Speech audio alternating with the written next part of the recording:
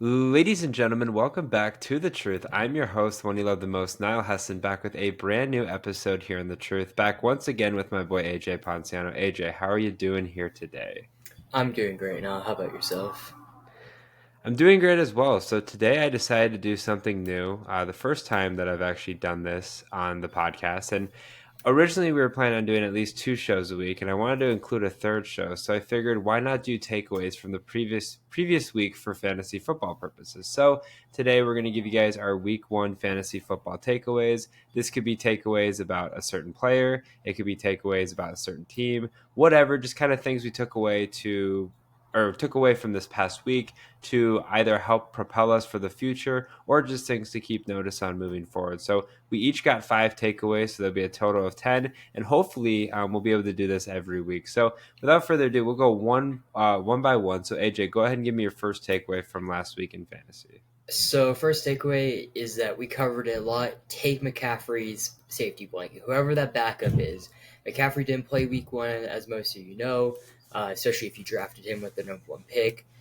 Calf injury still lingering, and Jordan Mason balled out. I think he had like 20 something carries, maybe one or two catches, a touchdown, like 150 total yards.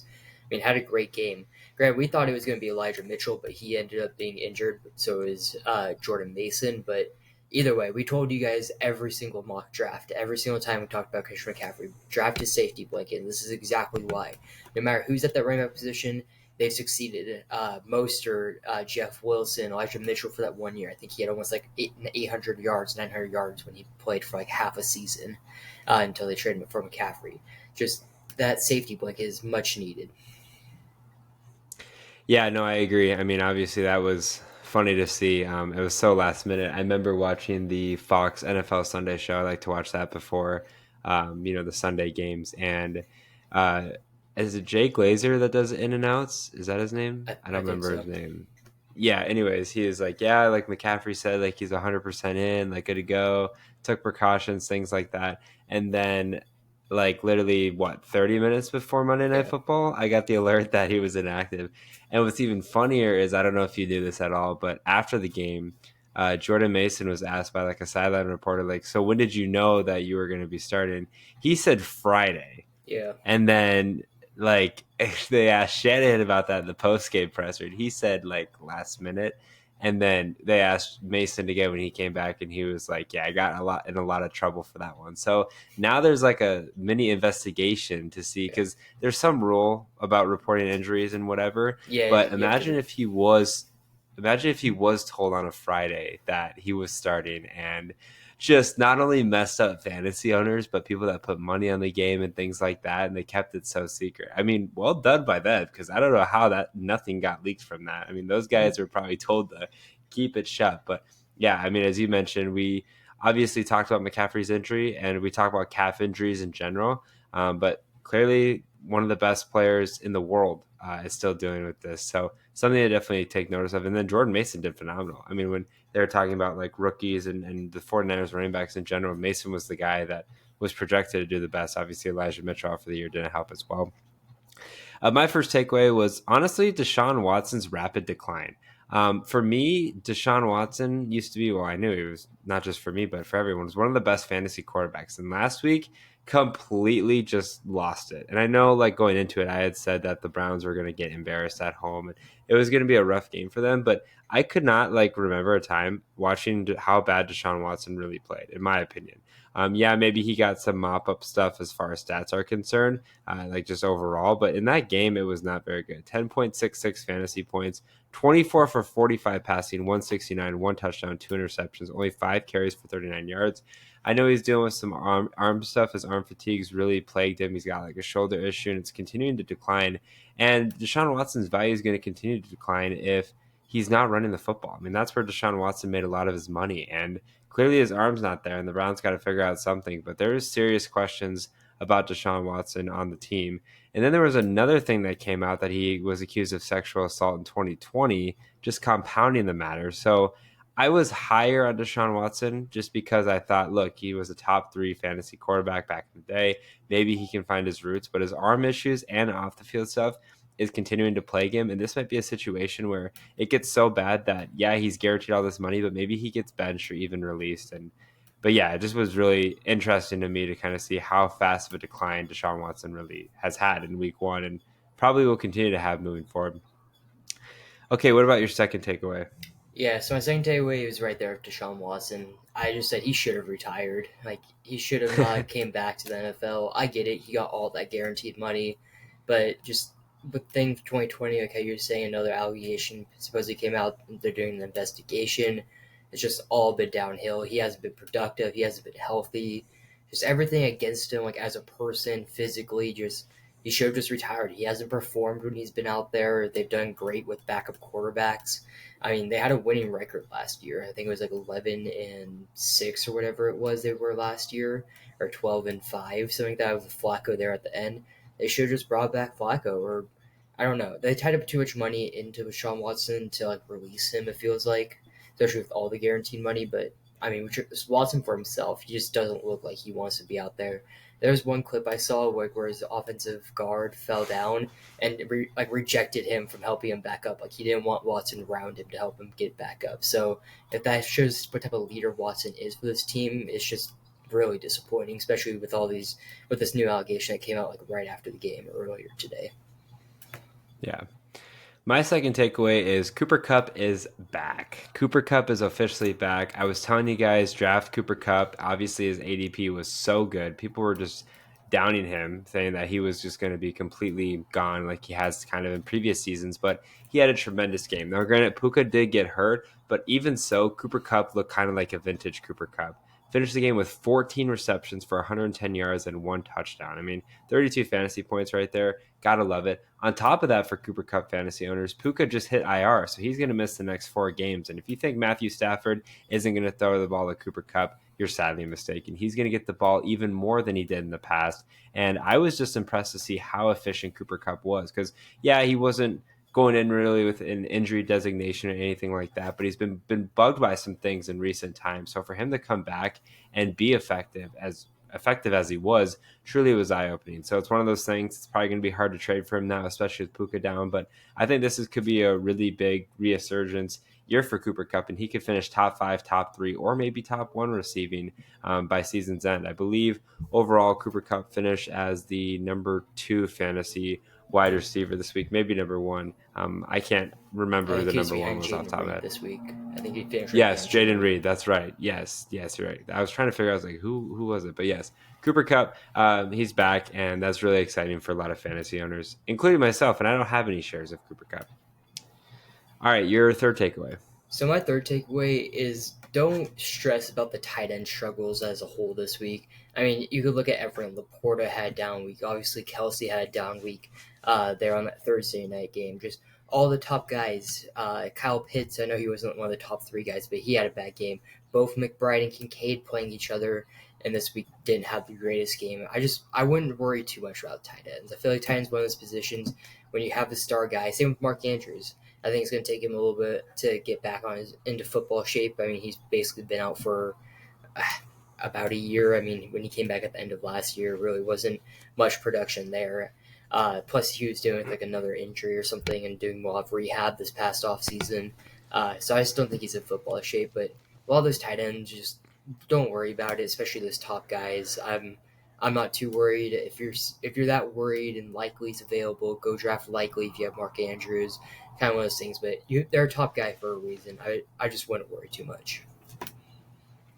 My third takeaway was the week of the kickers. I mean, the kickers, like, all of a sudden last week, just, like, finally decided to actually kick, like NFL kickers.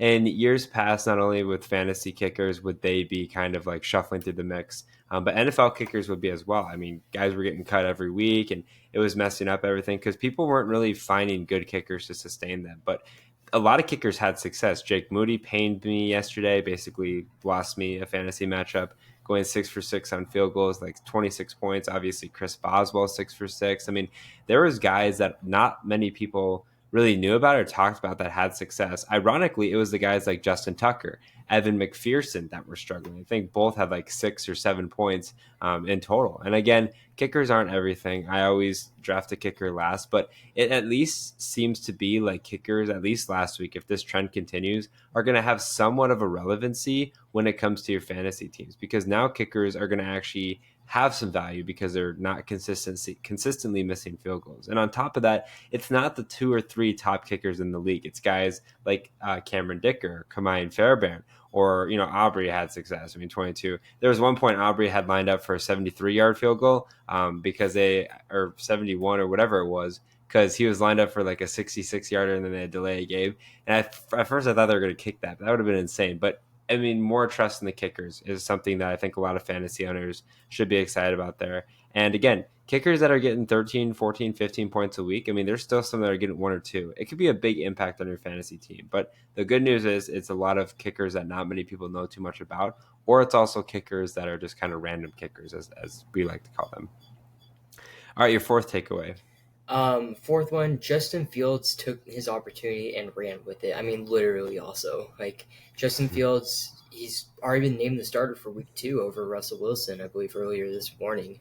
It was announced in the morning that we're recording this. I mean, last week, 14 carries, 57 yards. Through the air, 17 for 23 with 156 yards, a 74% completion percentage. I mean, did he have a great game? No, he didn't score a single touchdown for himself. So, again, not a great game there, but like he showed what he's able to do. That's kind of what you expect out of Justin Fields.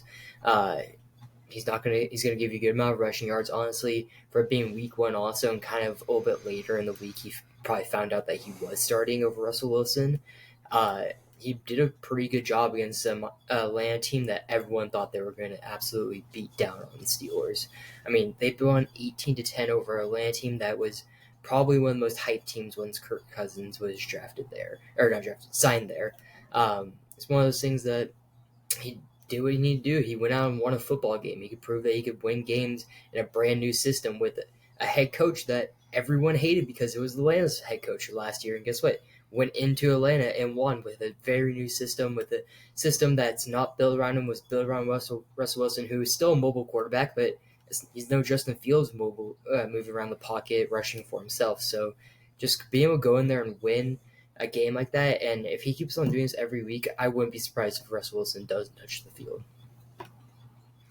Yeah, quickly on Fields. I mean, obviously, the biggest thing with Fields is avoiding sacks. He still got sacked a couple of times, but you know what his rushing presence is going to be able to do there for the Steelers. And I think another big thing, too, is yeah, he didn't have any touchdowns, but he didn't turn the ball over.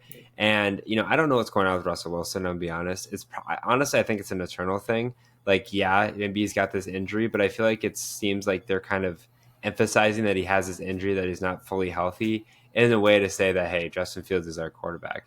I mean, look, you got Justin Fields for a bag of potato chips, and you got Russell Wilson for a bag of Pringles. I mean, you got Russell Wilson on a minimum contract because Denver's paying him the whatever 60s. I don't even know what it is. It's a ridiculous amount of money.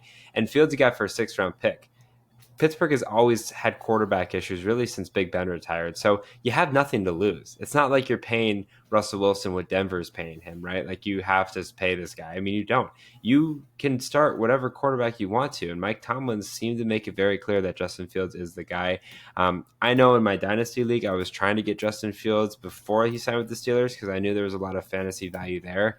And if Justin Fields really does establish himself as the Steelers quarterback, yeah, with Arthur Smith as a first game as an offense coordinator for the Steelers, didn't look the best. I mean, they settled for 6 field goals. They at least got the ball into the red zone, and a big part of that was Justin Fields. Now the biggest thing is finishing those drives, and I think that's going to be important for them. But if they continue to run the football the way that they do, they're going to get the wide receivers involved, and his value is going to continue to skyrocket. And even if Russell Wilson was starting, it'd be the same thing. Mine is Kirk Cousins' rust and the Falcons' disappointment on the offensive side in general. I mean, Kirk Cousins obviously had a restful game. He hasn't played in, I don't know, 8, 9 NFL weeks, and then compound Yeah. it with the offseason. He hasn't played in a while. So you knew the rest was coming, but I was more disappointed with the input from Atlanta's wide receivers as a whole. I believe their leading receiver was Ray McCloud. who had like 5 receptions for like 40 some yards. I mean, Kyle Pitts got a touchdown, which was great. Kyle Pitts fantasy owners, but Drake London was like 2 for 15. Bijan had like 5 catches. It all stems from Kirk Cousins and the rest there. So I'm not blaming the wide receivers, but it is worth noting because as I predicted, the Falcons offense was going to kind of jump from the gun and have a good amount of success. And they played at home and they didn't have a good game. So it happens, but it was kind of a bit concerning. And also too, yes, they signed Kirk Cousins for all this money, but they also drafted Michael Penix in the 8th overall pick. If Kirk Cousins can't figure it out, they drafted Kirk Cousins' hopeful replacement, and he looks really good in the preseason. So I'm not saying that a quarterback change is likely. Atlanta seems to not really care about paying guys money and sitting them, but something like that could happen, especially with all these young, talented receivers can't get going the way that Kirk Cousins was able to get them going in Minnesota. Okay, and then your final takeaway. I wouldn't say Anthony Richardson's a bust, but he needs for fantasy purposes.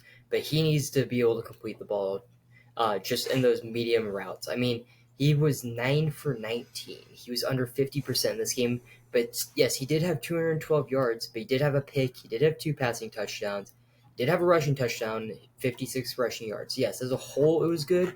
But moving forward, 9 for 19 just isn't going to work. And the big thing about that, two of his touchdowns were bombs. One was to was an Austin Dolan, was a 54-yard touchdown. The other one was an Alec Pierce 60-yard touchdown. I mean, he was great pushing the ball downfield. I will give him that. But he didn't really use Pittman well. Pittman's not a downfield threat. They need to be able to get him open in the middle of the field. Richardson has to get those small completions. He's got to be able to dump them off to Jonathan Taylor. If I remember correctly, Jonathan Taylor didn't have a catch in this game. Not even a single target either. That's how bad this offense was at consistently moving the ball, not in big spurts. There's a lot of 4 and outs, I believe, a lot of just punts in this game for the Colts. If it wasn't, again, a huge bomb, it was a punt. If they got to the red zone, we predicted it. It was between Richardson and Jonathan Taylor for rushing touchdowns. That's how it ended up being. And again, that will be decent, but when teams start figuring that out, start running two safety high, run some zones and some mans, but not be able to allow that deep ball, what is Richardson going to do? Yeah, he can scramble, but again, he's taken hits and he's gotten injured already early in his career. He can't just roll out and run the ball whenever he wants. He has to be smart. He has to move the ball productively in small spurts. He can't just be a home run hitter every single time. My final takeaway, and this is kind of an interesting opinion, but in my opinion, there was no clear-cut number one receiver. I feel like in week 1 in previous years, we've had guys like Tyreek Hill that get like 40, 45 points, or guys like that. And especially with how talented the top of the wide receiver class was, there really wasn't somebody that necessarily stuck out on the page. I mean, CeeDee Lamb, okay, whatever. Amon-Ra, he had like 3 points. He had like 2 receptions for like 20 yards. Like it was nothing. Justin Jefferson, 15 points. Like there wasn't a clear-cut wide receiver one. If anything, it was Cooper Kupp. I mean, yeah, Jaden Reed was spotty. I know you're going to disagree, Tyreek but had a I mean, big game. Tyreek had 26 points. I know. The 80-bomb touchdown did help him, though. Before that happened, right, that's what I'm saying. Right.